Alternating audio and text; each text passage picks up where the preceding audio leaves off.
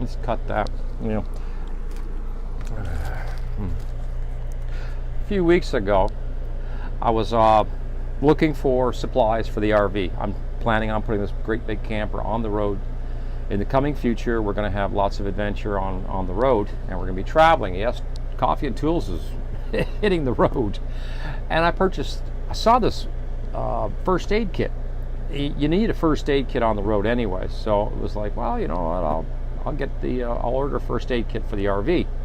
And I saw this thing look like the size of a pretty good sized suitcase, and it had a long list of it comes with all these different band-aids and antiseptics and string, and you can stitch up a bullet wound or whatever it was going to happen with this thing. So I was like, wow, that is fantastic.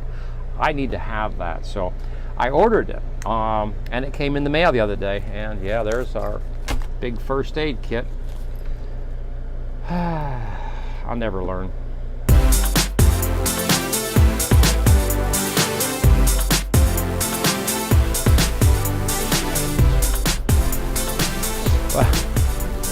Hey, welcome to episode 45 of Coffee and Tools.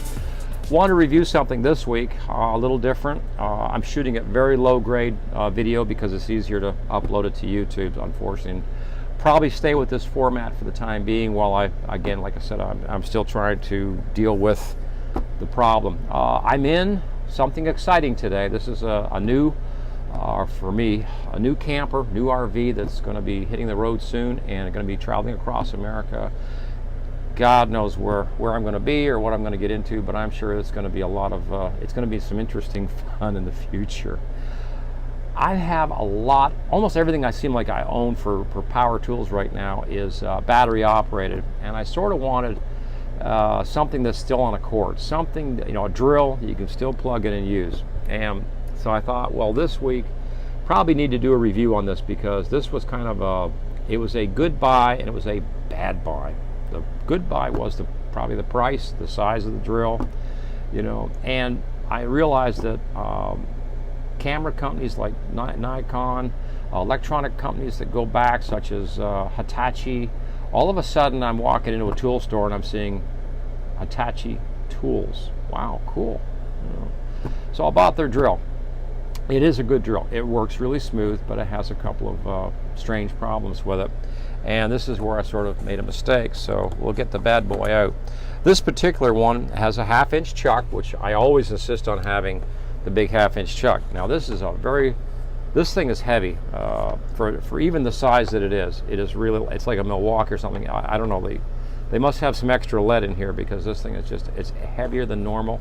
It's a really good, powerful drill. You pretty much need to screw this in to hang on to it because if this thing ever breaks loose, it'll definitely bust a wrist on you.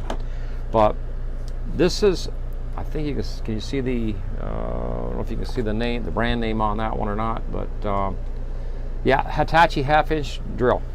Variable speed, forward, reverse, all that, good 1/2-inch chuck. Really, pretty good drill for what the price was. I thought it was pretty awesome. Downside, in the past I've always bought small drills that you can plug in with up to 1/2-inch chuck, but a lot of times they were 3/8 and they were high speed. In other words, you could put a small thing in there in the chuck and sit there and polish something out, and that's what I'm kind of, in my mind, that's what I'm mindset and used to. A Hitachi, everything about it was fine. It is a very smooth drill. It does have one thing I don't like. It has a brake. When you let off the trigger, that thing stops and it jerks your hand. When you're doing precision work, you don't care for that kind of thing. Same with when you hit the trigger to start it up, it kind of torques, and throws you a little bit too. And then the final blow was it's not a high-speed drill. It has a nice drill speed, but it's not high speed. And that's where the difference really came into place. I don't know if they even give the RPMs here on the book. I guess they probably do, but it's irrelevant at this point. The top speed feels like about 900 RPM or something, just nowhere near the 2,000 or 3,000 RPM screaming little drill that I'm used to using. But other than that, Hitachi's got a whole line of power tools out there now, and they're pretty exciting. I'm pretty interested in them. One of the things I was really after was just the inexpensiveness compared to batteries and drills or power tools.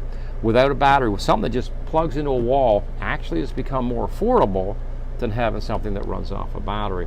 So this week at Coffee and Tools, that was just a quick review on the Hitachi half-inch drill, the plug-in model. And hopefully we'll get some more stuff out in the near future as we're working on this. Adios, amigos.